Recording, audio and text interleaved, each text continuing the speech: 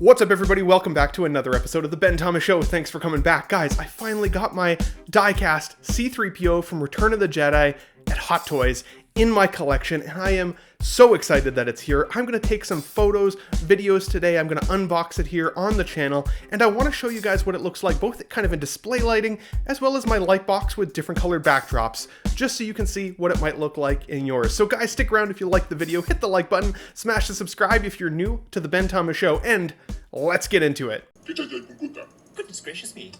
I give you Ben Thomas Showtime. Here we go.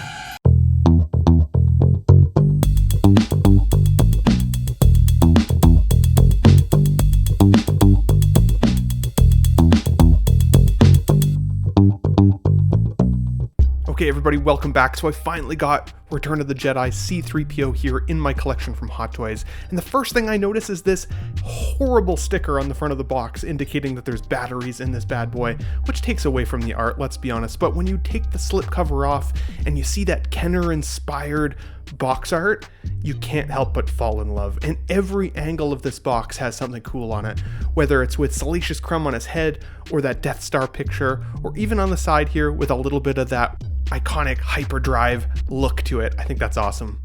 Now the figure is really shiny, and I'm going to show you guys both in my display lighting as well as in a light box, so you can kind of see it at all multiple angles. Taking the plastic off is always a pleasurable experience. I don't care who you are, and because this is diecast, it definitely has that new Hot Toys smell in it. From photos, I honestly thought that the speckling on this figure would really kind of stand out in a bad way, but seeing this under natural lighting and under the forced lighting of the light box, my eye makes this thing look super shiny gold, and I actually really love it. Now, what I was really surprised about initially, this is my first C-3PO figure, was the articulation, and I'm going to show you guys a little bit more about some of the pain points I've had with my figure in particular. But you can automatically see this guy is not going to have a huge range of motion, but that's okay. He's a protocol droid. He's not going to be doing flips. He's not Spider-Man. That die-cast material is definitely cold to the touch, and when you tap it, it feels like it, for sure. It does look really nice. Let's get the plastic off the arms here and take a look.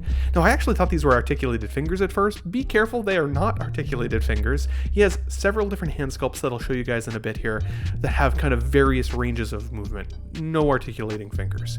Now, you do get some swivel at the kind of upper shoulder piece there, but I'm surprised because it does feel very stiff up at the shoulder itself, especially on the right arm. The pistons, though, on the arm itself, like at the elbow, move beautifully well. And of course, you get that swivel kind of at the hands, which is pretty standard for these types of releases. Now, the legs here, I want to try and get this oh, wow, that popped off extremely easily.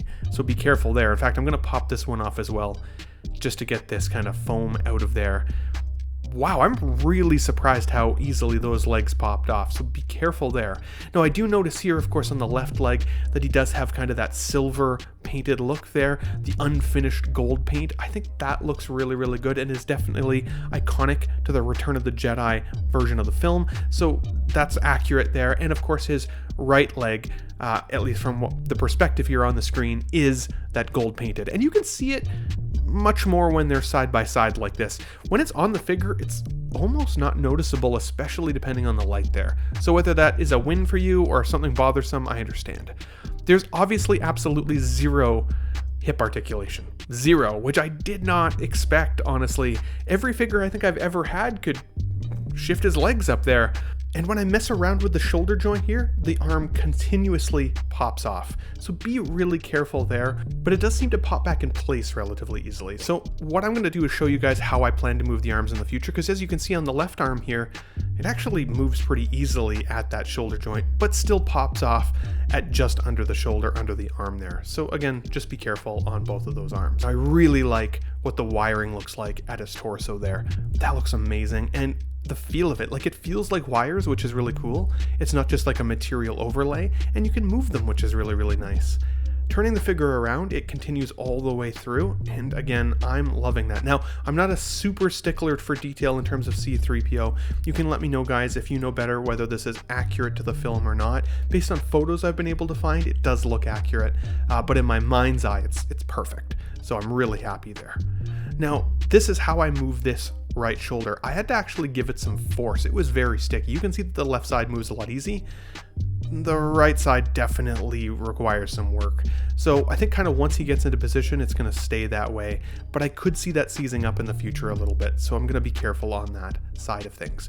Now, one of my criticisms here with this figure is, of course, C-3PO is a lit figure. He should be anyways. His eyes light up, and he does come with batteries, and of course we get these warnings for batteries now, which is insane, but I think without the lighting, he does look a little on the dead side, similar to an Iron Man being shut off. Now, these come with those really annoying button cell batteries, so it really frustrates me how quickly the battery life dies. It's shocking. In fact, just me videoing this today, you can actually progressively see later in the video the battery's actively dying as I'm taking the photos.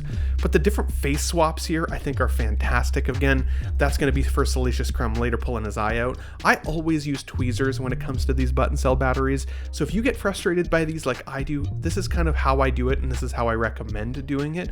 I find that it really helps, at least my dexterity with these bad boys, getting them in place. And still, they pop out occasionally and it's frustrating, but the first time I loaded an Iron Man, I almost threw it across the room, so be careful there. Always check to make sure it's lit before you put the battery compartment back on. It does not provide you in this set with this mini screwdriver, so if you're a seasoned Hot Toys collector, you probably have something like this in your collection. If you're getting started with Hot Toys and you don't have anything like this, you might need to buy one kind of secondhand or off market. But once you put the faceplate on with the light on, this figure absolutely comes to life, and I'm there for it, guys. I think it looks so good. I'm so pleased with it. Even the fact that it's a neutral expression in the face, the lighting actually looks like it gives him expression, which is pretty awesome. Now let's actually swap the faceplate as well while he's lit and see what that looks like. Yeah, see, this looks really cool as well. You can actually see kind of the light work under where that eye socket would be, which is really, really nice. I think this looks fantastic. This is easily one of my favorite unboxings I've done in a long time, and I think it blows me away because C-3PO is a cool character, but I didn't expect to love it this much. And the weight with the diecast is also fantastic. Now, the display base he comes with is pretty cool. You're going to see some kind of bubbling on that label there. It's not the label itself, it's just reflecting off my light box. The pillow that Salacious Crumb comes with is just hard plastic. It's definitely not pillow material, but visually it looks really, really good and keeps him propped up extremely well. Salacious Crumb himself, I'm actually also really happy with. His articulation is pretty solid, even though he looks seamless, which I think is also an absolute win for this guy. The paint applications are fantastic. He's got that really weird like puppetry expression, which I also love, and his head turns. I think that this figure is fantastic and was a really cool addition with the C-3PO. I'm going to actually put him on C-3PO's shoulders later just to kind of have him looking like he's pulling his eye out, which I think is also going to be really, really cool. But even under slightly different lighting or with photography, you can see how different this guy can actually look. And yeah, I'm very, very happy with this as an accessory. He doesn't even feel like an accessory. Honestly, to me, it's like a whole second character in my Star Wars display, which he is. And that's, again, a huge win for me. I'm happy we're not just getting another hologram or something like that. Now, I also obviously need R2-D2 to go with this guy. But the hands that this guy comes with, this is, again, looking like articulated fingers. They are not. They're in static position, so don't break them if you're not careful there. You can have him having his kind of iconic waving look, which I think is also really, really cool. I would say, for me, this is now my second diecast figure in my collection, and the diecast for this particular release really amps up the quality factor. For me, if something feels heavy, it feels premium, and this guy definitely gives me that feeling. But again, because he's a protocol droid, you expect him to have that metallic feel as well, and I think that's really important, and they've captured that here. I had felt the Sideshow version in the past, and while I did think that that version was a quality offering, this one definitely takes the cake in my opinion, especially seeing them up close and personal. Now, of course, I did take some photos here with different colored light boxing backdrops as well, so you can kind of see what he looks like there differently. I wanted to put him, of course, with my Luke Skywalker. Now, obviously, it's the Return of the Jedi C-3PO and A New Hope Luke Skywalker. Canon-wise, these guys shouldn't be in the same scene together, but because I'm not an absolute expert when it comes to C-3PO, he's going to definitely stand with Luke in the collection. I'm going to put him with that new Return of the Jedi Han Solo as well when I get it. I'm excited for that. And maybe down the line I'll try and get a Return of the Jedi version of Luke. But overall, I really gotta say, I would recommend this figure to most folks. If you don't have a C-3PO in your collection yet, and you can get your hands on this one still, I don't think you'd be disappointed. Once again, the articulation is not perfect, but the Salacious Crumb that he comes with is awesome. The different faceplate swap outs are fantastic. Again, he's a protocol droid, he's already stiff as hell, so we don't need Spider-Man dynamic posability out of this guy, and for me, this character delivers exactly what I was expecting, and I'm happy with it. I'm really also happy with the paint applications. From photos, I was legitimately concerned about that speckling, but it really depends, as you can see here, on the lighting at which is used to see whether that's going to actually bother you or not once it's displayed. In my actual display lighting, I barely notice it. He looks nice and shiny and gold. But guys, let me know your thoughts in the comments down below. Do you like this pickup? If you like it, hit the like button, smash the subscribe if you're new to the Ben Thomas Show, and guys, we'll catch you on the next one. Wow, what a great audience. Be sure to subscribe to my channel if you haven't already, because subscribing makes you feel good. In case I don't see ya. Good afternoon, good evening, and good night.